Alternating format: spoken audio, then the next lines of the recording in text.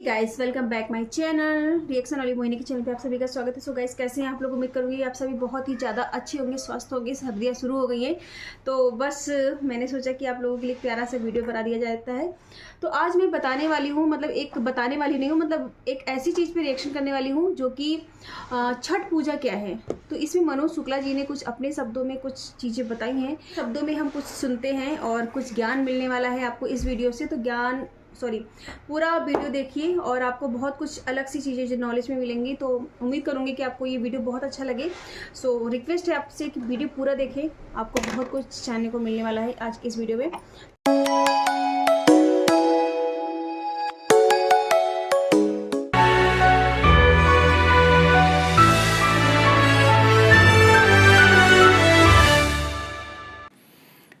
एक कहावत है कि दुनिया उगते हुए सूरज को सलाम करती है।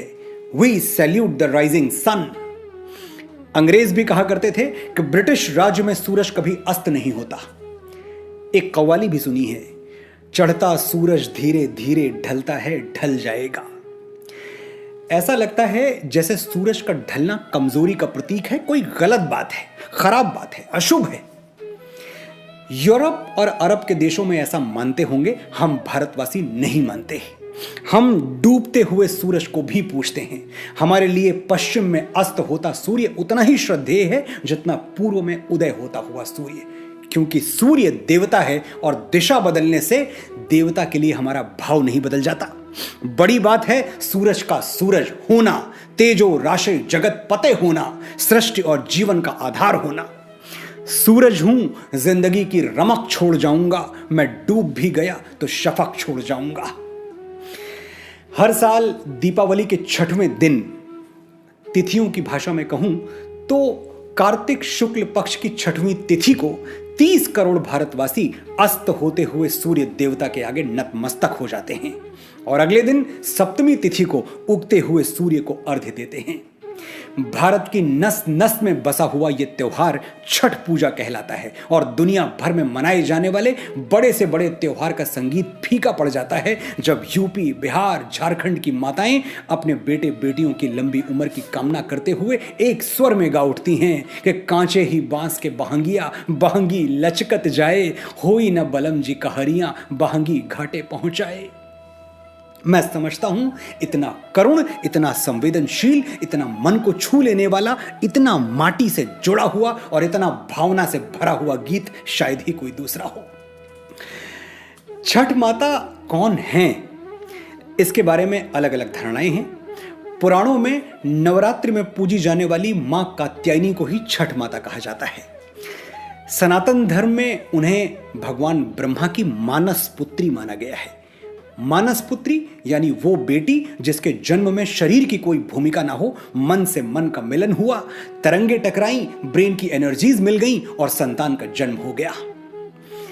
हॉलीवुड की साइंस फिक्शन फिल्मों में म्यूटेंट्स का जन्म ऐसे ही होता है, हम विश्वास भी कर लेते हैं, लेकिन हजारों साल पहले वेदों पुराणों में लिखी गई ये बातें हमको अविश्वसनीय लगती हैं, कोरी कल्पना लगती हैं। एक बार ठहर के सोचिएगा कि आगे बढ़ने की अंधी दौड़ में हम कितना पीछे जा चुके हैं। अपने सच को झूठ मानते हैं और दूसरों के झूठ को सच। मैं एक ऐसे युवा भारत का सपना देखता हूं जो दिन भर इसरो में बैठ के अंतरिक्ष में रॉकेट्स भेजे, लेकिन रात को सोने से पहले श्रीमद् भगवत गीता के 2 पन्ने पढ़ के ही आंखें बंद करे।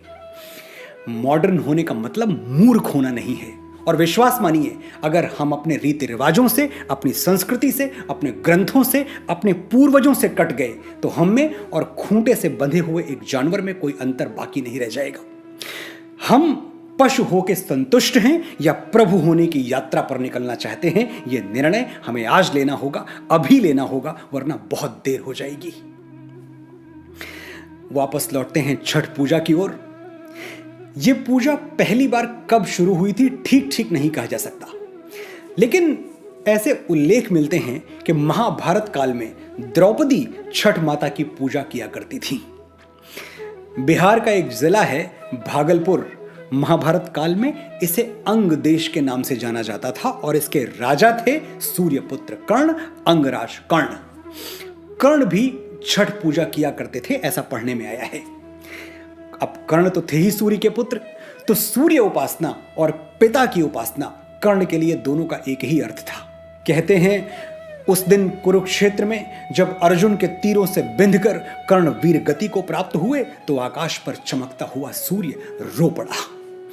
अपने पुत्र की मृत्यु सूर्य देव सहन नहीं कर पाए। फिरे आकाश से सूर्यान सारे, नतानन देवता नभ से सिधारे, छिपे आदित्य होकर आर्द्र घन में, उदासी छा गई सारे भुवन में। ये था कर्ण और सूर्य का संबंध, लेकिन हम भी सूर्य को पिता ही मानते हैं और इस नाते हमारे अंदर भी एक कर्ण सांस ले रहा है। मैं और आप भी कर्ण की ही छाया हैं। छठ पूजा पे जब हम सूर्य को अपना प्रणाम निवेदित करते हैं तो ये आदर सिर्फ एक भक्त भगवान को नहीं दे रहा, एक पुत्र अपने पिता को भी दे रहा है। इसलिए छठ पूजा सिर्फ एक उत्सव नहीं है, हजारों वर्ष पुराने एक संबंध की मौन घोषणा भी है। ये दुनिया जान ले कि हर भारतवासी सूर्य की संतान है। हम सूरज की तरह तपना भी जानते हैं और सूरज की तरह चमकना भी जानते हैं। दुनिया की ऐसी कोई ताकत नहीं जो सूरज को फूंक मार के बुझा सके। जब कहीं कुछ नहीं था तब भी हम थे और जब कहीं कुछ नहीं होगा तब भी हम होंगे। मैं मुंबई में रहता हूं और मेरे जैसे लाखों उत्तर भारतीय यहां रहते हैं। हर साल जैसे जैसे छठ पूजा नजदीक आती जाती है मैं देखता हूं कि मुंबई में उत्तर भारतीय कम हो रहे हैं, मुंबई उत्तर भारतीयों से खाली हो रही है। ऑटो वाले मातादीन और चाट वाले बटेसर भैया से लेकर मनोज मुंतशिर तक सब गांव का टिकट कटा के चल देते हैं। और क्यों चल देते हैं? क्योंकि छठ पूजा साल का अकेला ऐसा पर्व है जब मिट्टी और मां दोनों मिलके एक साथ हमें आवाज देते हैं, घर आजा बेटा, छठ मां के लिए ये जो कच्चे बांस की बहंगी बनाई है ये नदी के घाट तक तुझे ही तो ले जानी है। एक बार मां का ये संदेशा मिल जाए फिर तो हम काल के रोके भी नहीं रुकते। पिपरा के पतवा सरीखे डोले मनवा, जियरा में उठत हिलोर, पुरवा के झोंकवा से आयो रे संदेशवा कि चल आज देसवा की ओर। और एक बार हम अपने गांव देश पहुंच गए तो शुरू होता है छठ पूजा का 4 दिवसीय कार्यक्रम। पूरे 4 दिन क्या धूम, क्या गहमा गहमी, क्या उल्लास, लगता ही नहीं कि दिवाली जा चुकी है। क्या होता है इन 4 दिनों में ये उनको बताने की जरूरत नहीं है जो आज भी अपनी जड़ों से जुड़े हुए हैं, लेकिन जिनकी जड़ें टूट गई हैं उनसे मेरी प्रार्थना है अगले 2 मिनट तक शांति के साथ मुझे सुन लें और जान लें कि छठ की ये परंपरा है क्या और क्यों मैं बार बार कहता हूं कि पूरी दुनिया में ऐसा उत्सव कोई दूसरा नहीं है। शायद आपकी सोई हुई जड़ें जाग उठें और आप अगली छठ अपने गांव में मनाएं।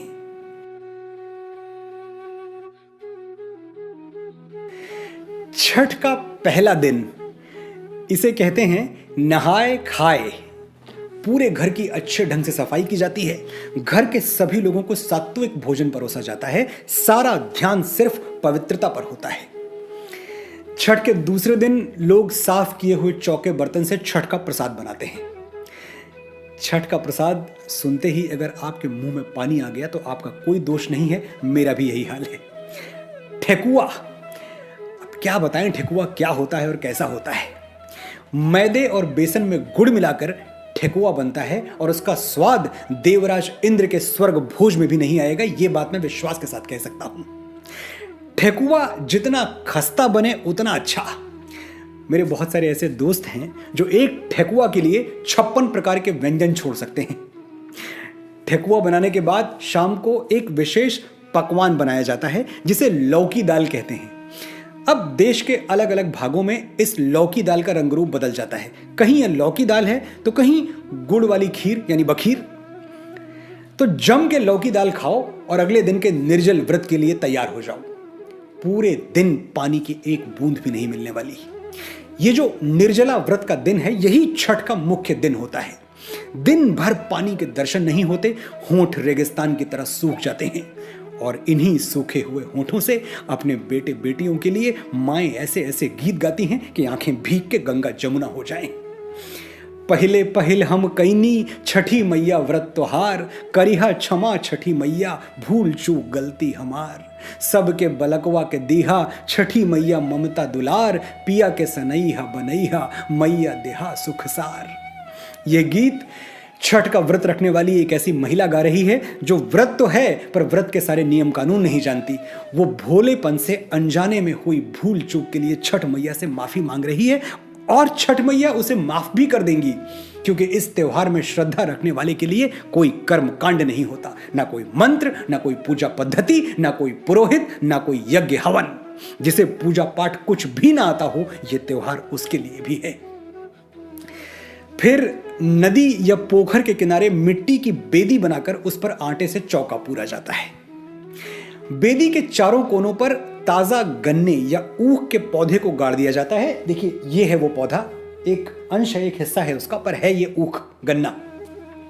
अब इस गन्ने पर साड़ी, गमछा या धोती डाल दी जाती है और बेदी के पास बैठकर महिलाएं अपने मधुर स्वर में छठ के गीत गाती हैं।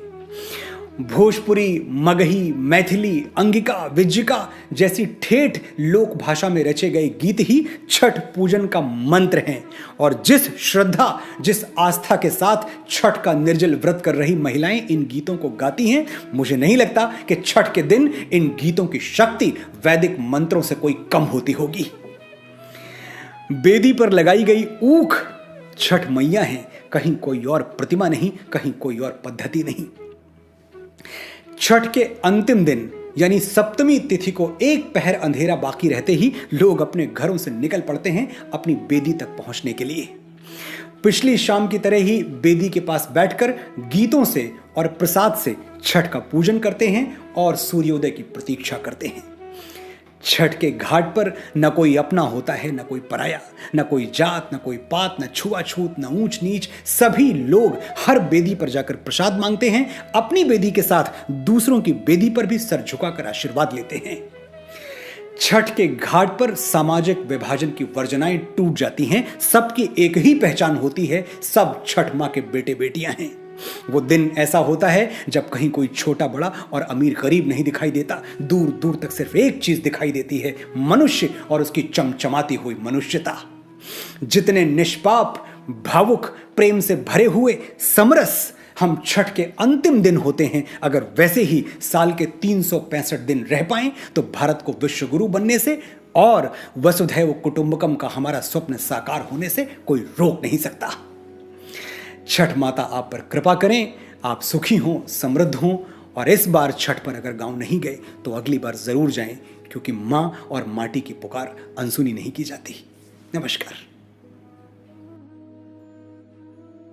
तो फ्रेंड्स, बहुत ही ज़्यादा मुझे भावुक हो गई, क्योंकि एक जो माँ और बच्चों का जो कनेक्शन होता है ना, बहुत अलग होता है।